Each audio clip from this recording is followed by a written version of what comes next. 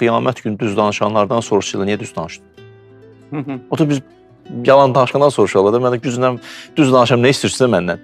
Orada düz danışmaqda sənin fikrin nə idi? Məgər keçən müəlliməm dedi, hər düzü danışmazlar.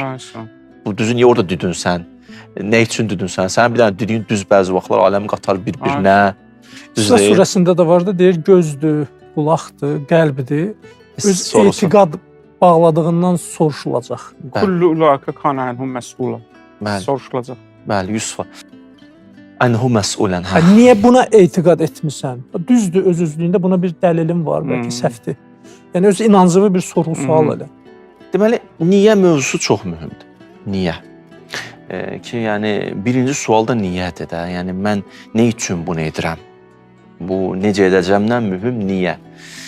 Bu kitabı oxuyuram, nə üçün bu kitabı oxuyuram? Bu sual qoyulmalıdır ilk öncə. Bəzi vaxtlar bu prestij üçün olur, siz demişkən, filan kəslər o romanı oxuyur, mən də oxuyuram. Məsələn, o deyəndə sabah mən də deyim ki, mən də oxumuşam.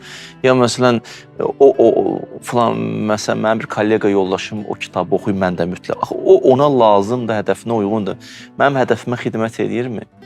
Bu hədəf mühümdür də. Məsələn, adi gəlirsən bir nəfərdən ingilis dili öyrənməyə, sənin ilk sual budur ki, sən ingilis dili niyə öyrənirsən ki? Danışmaq üçün öyrənsən, sənin üçün ayrılan bir qaydalar var, bu kitabı oxuyacaq, bunu oxuyacaq, bir diyaloq quracaq.